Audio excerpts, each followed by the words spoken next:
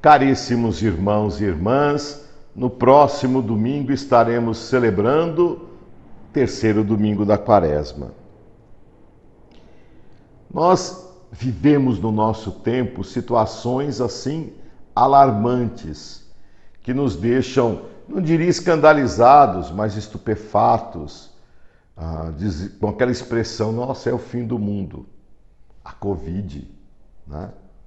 Quantas vítimas no nosso país, sem contar no mundo, quantas sequelas, quanto arraso, né? Na economia, na educação e assim por diante. As enchentes, né, que vivemos nesse último verão, estamos vivendo ainda, né, e que pessoas que morreram, né, pensemos aqui em São Paulo, em Franco da Rocha, mas pensemos em Petrópolis. Quantas pessoas, quantas vidas foram ceifadas. A guerra, né, essa que estamos aí sentindo no leste europeu. Algumas pessoas podem dizer, são castigos, Deus está castigando a humanidade. Não são castigos. Podem sim haver culpados, né? Pessoas que pela maldade do coração provocam tantas situações.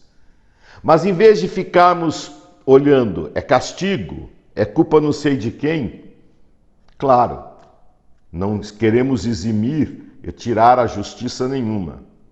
Mas podemos ler todos estes fatos, todos estes acontecimentos, como um apelo e uma oportunidade de conversão. Que a liturgia desse domingo, de um modo especial, o Evangelho que vamos ouvir agora, nos ajude a compreender isso. É do Evangelho segundo Lucas. Naquele tempo, vieram algumas pessoas trazendo notícias a Jesus a respeito dos galileus que Pilatos tinha mandado matar, misturando o seu sangue com o dos sacrifícios que ofereciam. Jesus lhes respondeu: Vós pensais que esses galileus eram mais pecadores do que todos os outros galileus por terem sofrido tal coisa? Eu vos digo que não. Mas se vós não vos converterdes, ireis morrer todos do mesmo modo.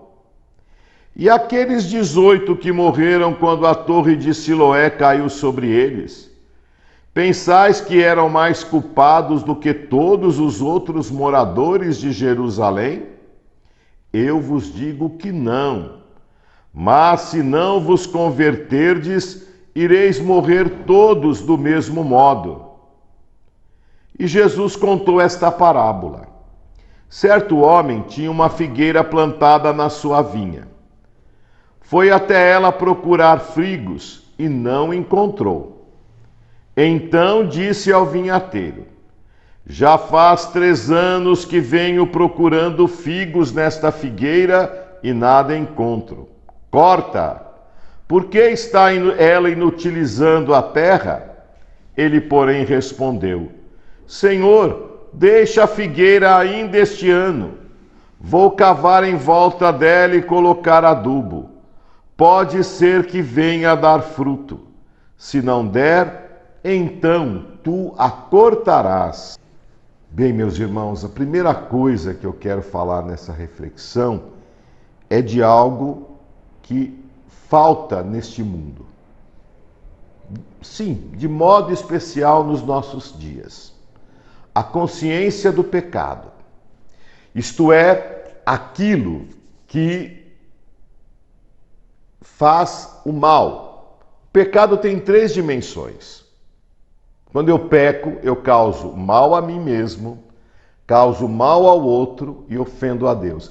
Não no sentido de que eu possa dar um bofetão em Deus, né? Deus é invulnerável, né?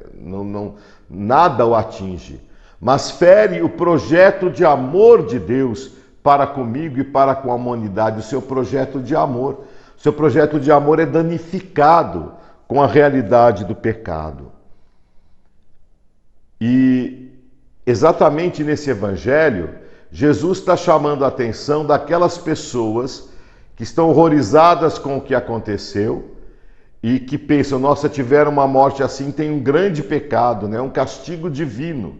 E não é um castigo. Aconteceu. Os motivos, podemos ver, é culpa desse, culpa daquele outro, é a maldade de Pilatos, enfim. Podemos dizer muitas coisas. Mas Jesus diz, olhe para esses acontecimentos e reconheça o teu pecado, o seu ser pecador. Como que você precisa da misericórdia de Deus, como você precisa de conversão. Você não estava lá no meio daquelas vítimas que Pilatos mandou matar e misturar o sangue lá no culto do templo? Você não estava entre aqueles que morreram quando a torre de Siloé desabou? É uma oportunidade que Deus está te dando vendo isso e dizer, preciso pensar a minha vida, né? Preciso ver exatamente na minha existência aquilo que está contrário ao projeto de Deus na minha vida. E Jesus, no final desse evangelho, no final do trecho, conta a parábola da figueira. É interessante, a figueira é uma árvore muito frutífera, muito importante em Israel, né? Porque o seu fruto é doce. Ela é plantada numa vinha, né? E assim, numa parte talvez mais alta da vinha, para dar uma sombra, para você descansar e poder saborear os seus frutos. Lá em Israel, quando começa o verão, assim, quando já, não bem verão, né? Quando está no finalzinho da primavera, aparecem os frutos temporães da figueira, né? Não é tempo do fruto, mas aparece. E é um fruto especialmente doce, esse fruto temporão, né? E depois, claro, mais para o final do verão, até o comecinho do outono, a figueira continua dando frutos. Enfim, o fruto da figueira, o figo se usa para muitas coisas, se usava, né? Para muitos doces, para muitas coisas em Israel. Esta figueira, que é chamada a dar frutos doces, né? De ser alegria, de dar sombra, ela está plantada numa vinha. Diz o profeta Isaías, a vinha do Senhor é a casa de Israel. A vinha do Senhor é a igreja, é a nossa comunidade. A vinha do Senhor é a humanidade, que é chamada a dar frutos. E essa figueira da parábola é uma figueira que está plantada na vinha, né? Acolhida no reino do Senhor e não está dando frutos. É a imagem da igreja, da comunidade, da humanidade, de cada um de nós com os nossos pecados. Não produzimos frutos. Então, vem aí o vinhateiro. É como se viesse o próprio Jesus. É como se a palavra de Deus que é proclamada, né? Expressa a paciência de Deus. Olha, não corta ela agora não, espera, eu vou adubar, eu vou jogar água, eu vou dar um tratamento especial. Quem sabe no ano que vem ela dê frutos. Se não der, Senhor, a corte. Meus irmãos, é a paciência de Deus para conosco, que permite, com a sua luz, que enxerguemos nos acontecimentos da história a sua ação, mas principalmente a oportunidade de conversão e de vida nova. Não basta nós vermos os acontecimentos e dizer, né, escapei, antes ele do que eu. Não, né? Qual a oportunidade nova que Deus está dando na minha vida?